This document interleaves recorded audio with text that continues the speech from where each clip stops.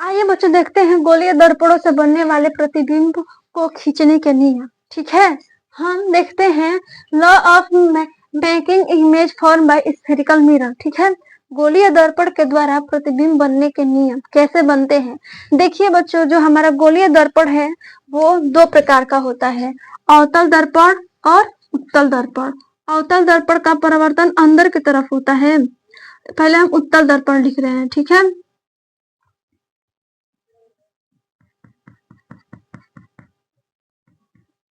फिर हम अवतल दर्पण लिख रहे हैं। ठीक है,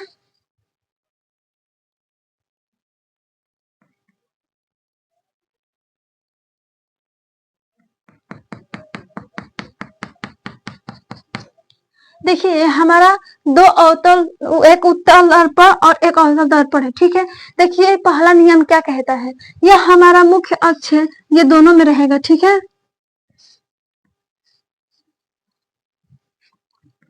दोनों में रहेगा। इतना तो आप लोगों को क्लियर हो गया होगा अब तक।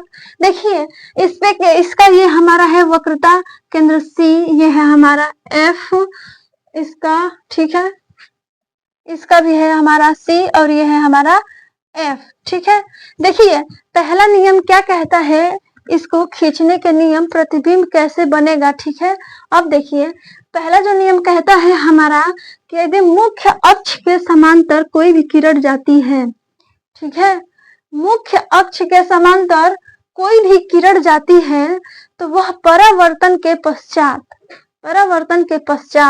या तो वह दर्पण के मुख्य फोकस से मिलती हुई मिलेगी, वास्तव में मिलेगी, या फिर मिलती हुई प्रतीत होगी।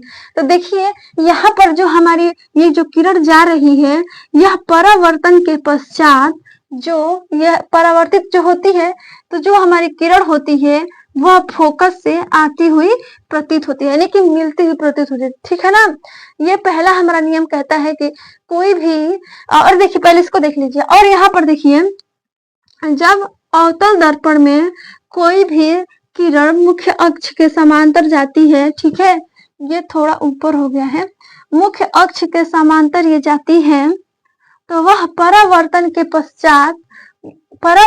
पश्चात वो फोकस से होकर गुजरती है। ठीक है, यह हमारे फोकस से होकर गुजरेगी। ठीक है,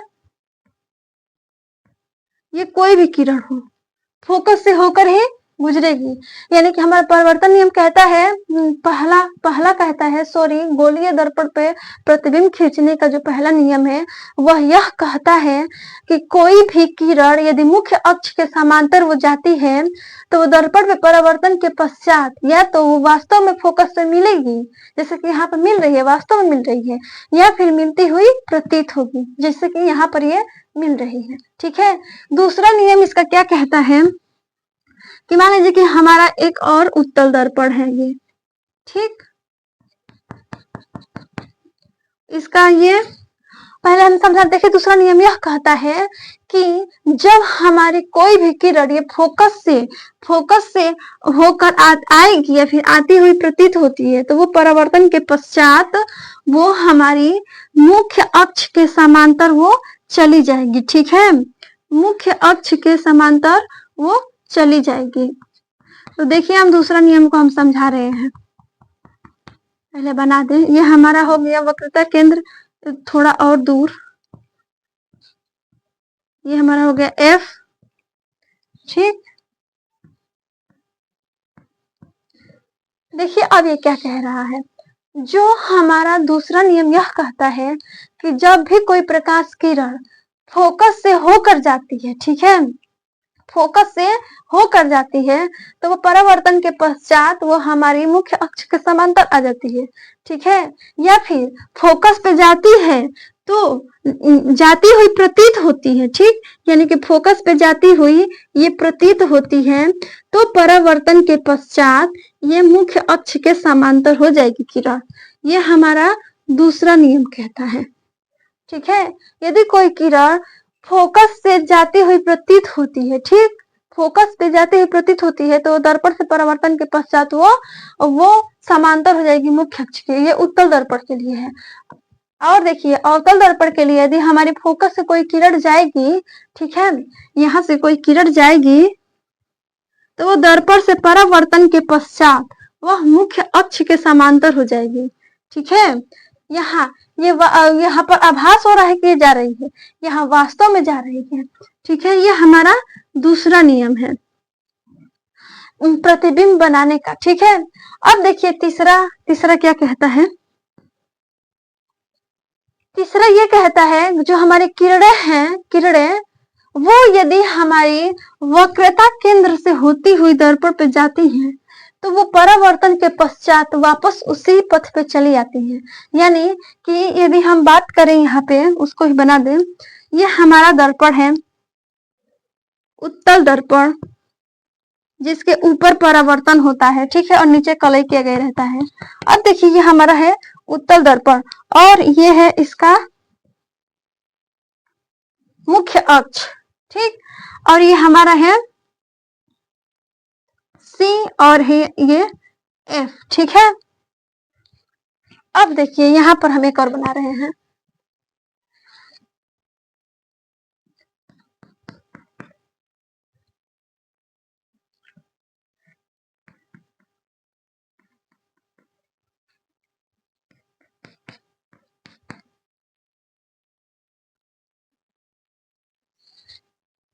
ठीक है,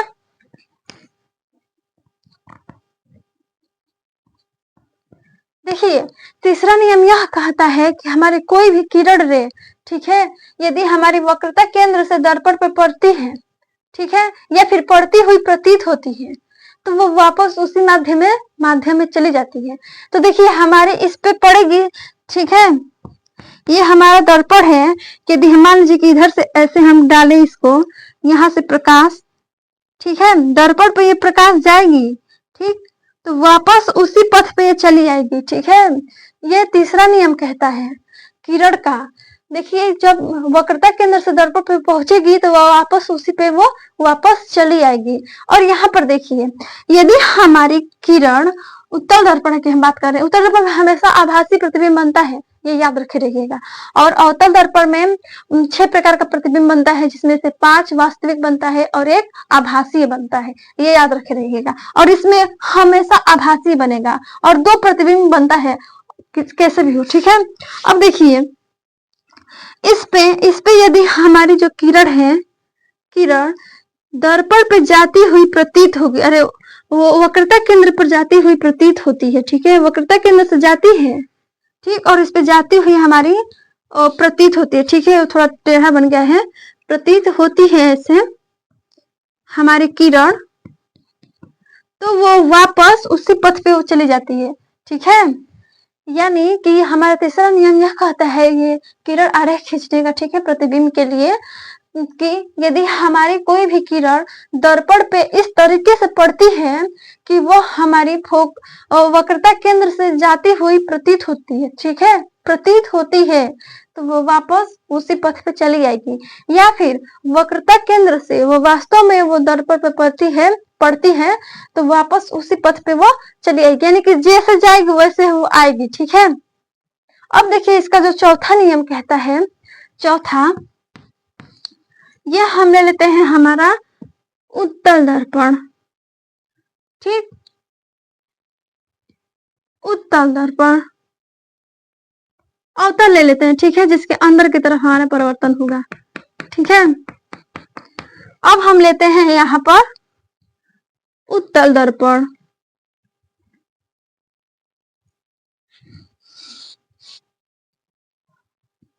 अवतल दर्पण और उत्तल दर्पण। ठीक है,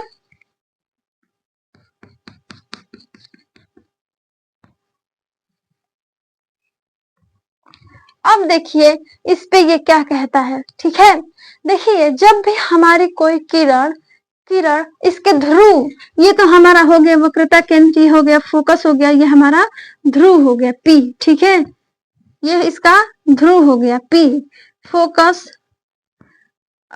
वक्रता केंद्र और फोकस। ठीक है, जब भी हमारी कोई प्रकाश किरण यदि इसके ध्रुव पर तिर्यक मतलब तिरछा इसके ध्रुव पर हमारी प्रकाश कोई किरण गिरती है, ठीक है, तो ये वापस ये परिवर्तन का नियम का पालन करते हुए ये वापस वापस जितना एंगल पे ये गिरेगी कोण पे, उतना ही कोण बनाते हुए वापस ये चली जाएगी। ठीक है, यानी कि यदि हमारी कोई किरण इसके ध्रुव पर ऐसे गिरती है, ठीक है, तो वापस ऐसे वो चली आएगी। ठीक है, यानी कि ये जो इसके लिए जो ये मुख्य अक्ष होता है वो अभिलंब का कार्य करता है, और जो ये हमारा होता है ये ध्रुव, वो उसके लिए आपतन बिंदु का कार्य करता है। इसलिए यह हमारा जो ये किरण बनाती है, जो इसका ये कोण होता है आई होता है, और ये हमारा आर होता है। ठीक है, और ये दोनों बराबर होते हैं। ठीक है, ये याद रखे रहिएगा। और देखिए ये चौथा, हम उत्तल दर्पण की यदि हम बात करें तो वो एकदम सेम टू सेम है वही। ठीक है, इसके भी ध्रुव पर यदि कोई प्रकाश किरण गिरेगी ऐसे, तो वो वापस वो उसी मतलब उतना ही जितना एंगल पे गिरेगी, ठीक है, उतने ही एंगल पर वो वापस चली जाएगी। ठीक है, ये हमारी आपतित किरण है और परावर्तित हो जाएगी। चली जाएगी का मतलब कि वो परावर्तित हो जाएगी। और इसके लिए भी ये जो हमारा मुख्य अक्ष होता है वह एक अभिलंब का कार्य करता है, और यहाँ पर ये परावर्तन का नियम पालन करती है। इसके लिए जो एंगल आई होता है इन दोनों के लिए वो बराबर होता है एंगल आर के। ठीक है, आशा करती हूँ कि आप लोगों को ये सब समझ में आ गया हो। एक बार और बता दे रही हूँ, और उसके बाद मैं आप लोगों को इसको लिखवा दूंगी शब्दों में। ठीक है, देखिए हमारा गोलीय दर्पण का प्रतिबिंब बनने के लिए जो हमारी किरण होती है उन्हें किस तरीके से डाला जाता है और को कैसे जाती है, ठीक है, पड़ती है और परिवर्तित होती है, उसको यहाँ पे देखिए आप लोग। देखिए, जब कोई किरण हमारी उत्तल दर्पण हो या फिर अवतल दर्पण हो, ठीक है, उस पे यदि मुख्य अक्ष के समांतर यदि वो पड़ती है, ठीक है, तो वह परावर्तन के पश्चात या तो वो फोकस से आती हुई प्रतीत होगी, यानी कि ये यहाँ पे परावर्तित हो रही है, यहाँ पे प्रतीत हो रहा है कि ये फोकस से आ रही है, या फिर वो फोकस से वास्तव में वो परावर्तित हो जाती है। ठीक है, दूसरा नियम यदि हम देखें तो ये कहता है कि जब भी हमारी कोई प्रकाश किरण, ये किरण जब हमारे दर्पण पे इस प्रकार वो गिरती है कि वो मानो कि वो फोकस पे जा रही हो, ठीक, या फिर वास्तव में वो फोकस से जा रही हो, ठीक है, या फिर वो वास्तव में फोकस से दर्पण पे जा रही हो, तो वो परावर्तन के पश्चात वो मुख्य अक्ष के समांतर हो जाएंगी। आप इसको ऐसे भी हम बना सकते हैं, ठीक है, ऐसे भी बना सकते हैं आप। ये फोकस से किरणें जा रही हैं और ये परावर्तित होकर ये आ रही हैं, ठीक है, मुख्य अक्ष के समांतर। आप ये सभी में ऊपर से नीचे से दोनों से कर सकते हैं, कोई फर्क नहीं पड़ेगा। ठीक है, मतलब ये किरण ऐसे ही जाएंगी। फर्क इतना होगा कि वास्तविक मतलब कि उल्टा प्रतिबिंब कहाँ बन रहा है और कहाँ सीधा बन रहा है। तो लेकिन हम सिर्फ किरण की हम बात कर रहे हैं, तो किरण जैसे ऊपर जा रही है आ रही है वैसे नीचे भी आएंगी और जाएंगी। ठीक है, अब देखिए और देखिए, ये जो हमारी किरण है, तीसरा नियम यह कहता है कि जब भी कोई ऐसी मतलब किरण दर्पण पे गिरती हो, जैसे कि मानो कि वो हमारी वक्रता केंद्र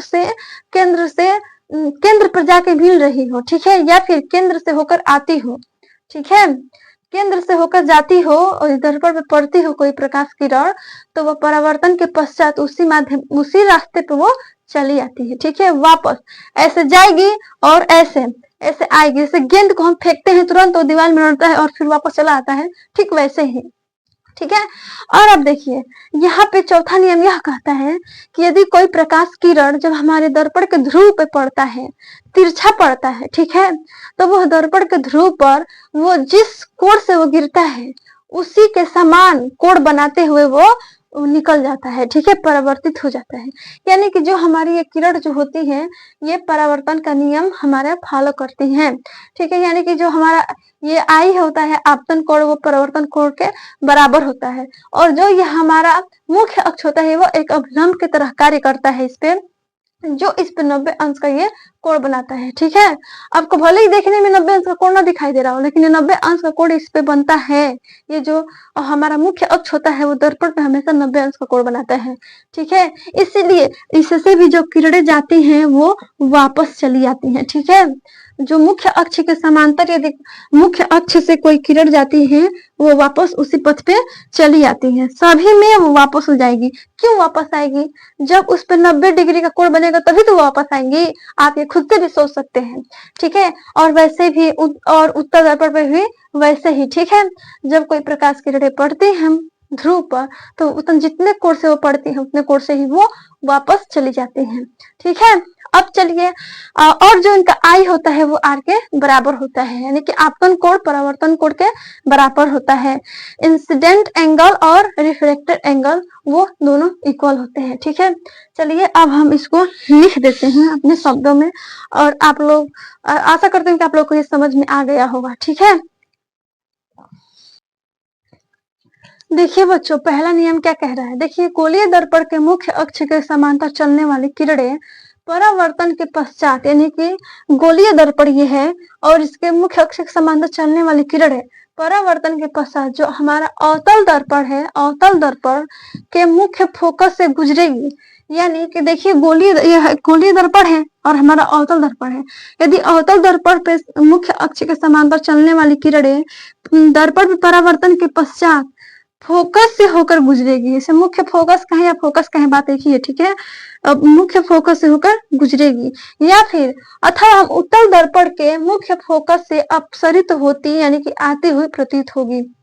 और देखिए, यदि मुख्य उत्तल दर्पण पे यदि मुख्य अक्ष के समांतर जो किरण जाती है तो अपसरी का मतलब होता है फैलना, ठीक है। और आतित होती हुई मतलब आती हुई, ठीक है। इसका यहाँ तक हो गया मीनिंग, ठीक है।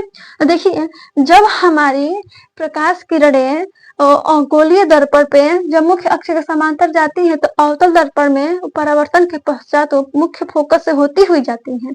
और यहाँ पर मुख्य गोलीय दर्पण यानी कि उत्तल दर्पण पर यदि मुख्य अक्ष के समांतर आने वाली किरणें परावर्तन के पश्चात वो परावर्तित हो जाती है, ठीक है।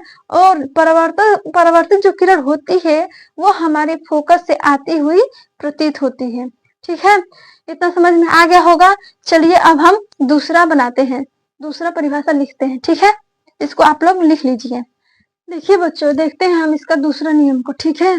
देखिए क्या कह रहा है। देखिए, अवतल दर्पण के मुख्य फोकस से गुजरने वाली किरण, अवतल दर्पण के मुख्य फोकस से गुजरने वाली किरण, ठीक है, या फिर उत्तल दर्पण के मुख्य फोकस की ओर निर्देशित, या फिर उत्तल दर्पण के मुख्य फोकस की तरफ निर्देशित यानी कि जाने वाली किरण परावर्तन के पश्चात, ये दोनों किरण, ठीक है, मुख्य अक्ष के समांतर ये परावर्तित हो जाती है, ठीक है।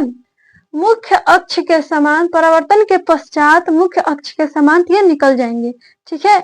इतना आ गया होगा आपको समझ में। देखिए क्या कह रहा है। जब भी कोई प्रकाश किरण यदि हमारे अवतल दर्पण पर मुख्य फोकस से होती हुई दर्पण पर पड़ती है, ठीक है, तो वो परावर्तन के पश्चात इस मुख्य अक्ष के समांतर ये चली जाती है, ठीक है। अब देखिए, यदि कोई प्रकाश किरण हमारे उत्तल दर्पण पे फोकस पे मतलब इस तरीके से पड़ती है कि मानो जैसे कि वो फोकस पे जा रही हो, ठीक है, फोकस पे जाती हुई आभास होती है, तो वह दर्पण पे परावर्तन के पश्चात मुख्य अक्ष के समांतर वो चली जाएंगी, ठीक है। इतना आ गया समझ में आप लोगों को। इसको लिख लीजिए और बना लीजिए। मैं तीसरा नियम अभी बता रही हूँ, ठीक है। देखते हैं बच्चों, देखिए हमारा तीसरा नियम क्या कहता है। देखिए, अवतल दर्पण के वक्रता केंद्र से गुजरने वाली किरण, ठीक है, अवतल दर्पण के वक्रता केंद्र से गुजरने वाली किरण ये है, ठीक है, अथवा उत्तल दर्पण के वक्रता केंद्र की ओर निर्देशित, ठीक है, वक्रता केंद्र की ओर निर्देशित अथवा जाने वाली किरण, ठीक है, परावर्तन के पश्चात उसी पथ के अनुदिश वह माने कि उसी दिशा के ओर, ठीक है, वापस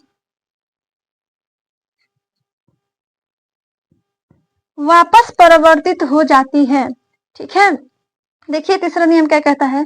यदि हमारे अवतल दर्पण पे मुख्य अक्ष से होकर जाती हुई वक्रता केंद्र से होकर जाती हुई किरण, ठीक है, अवतल दर्पण पे यदि हमारी वक्रता केंद्र से होकर जाती हुई किरण यदि दर्पण पे जाती है, वो टकराती है, ठीक है, तो परावर्तन के पश्चात वह उसी पथ पे वापस चली आती है, ठीक है। यदि हम बात करें उत्तल दर्पण की यानी कि कन्वेक्स मिरर की, तो देखिए जब इस पे हमारे कोई प्रकाश किरण इस तरीके से पड़ती है कि मानो जैसे कि वो हमारी वक्रता केंद्र से मिल रही हो, ठीक है, तो वो दर्पण परावर्तन के पश्चात वो किरण दर्पण पर परावर्तन के पश्चात वो उसी माध्यम में चली जाती है, ठीक है, उसी दिशा के अनुदिश वो चली जाती है। इतना आगे है आप लोगों को समझ में, ठीक है। तो इसको आप लोग लिख लीजिए और बना लीजिए। अब हम चौथा नियम बताते हैं, ठीक है। बच्चों देखते हैं, आइए बच्चों देखते हैं हम चौथा नियम को, ठीक है। चौथा नियम क्या कहता है, देखिए बच्चों, अब चौथा नियम को देखिए क्या कह रहा है। अवतल दर्पण का अथवा उत्तल दर्पण का ध्रुव यानी कि ये P, ठीक है, P की ओर मुख्य अक्ष से तिर्यक यानी कि मुख्य अक्ष से ये तिर्यक, ठीक है, तिर्यक दिशा में आपतित किरण तिर्यक दिशा में ही परावर्तित होती है, यानी कि तिर्यक मुख्य अक्ष से तिर्यक किरण चाहे वो अवतल दर्पण हो या उत्तल दर्पण हो, मुख्य अक्ष से तिर्यक किरण यदि आपतित होती है तो मुख्य अक्ष के तिर्यक ही वो परावर्तित होती है, ठीक है। तिर्यक आएगी तो तिर्यक वो जाएगी। देखिए आपतित किरण तथा परावर्तित किरण है, आपतित किरण जो आती हुई किरण है, आपतित किरण तथा परावर्तित किरण है, ठीक है।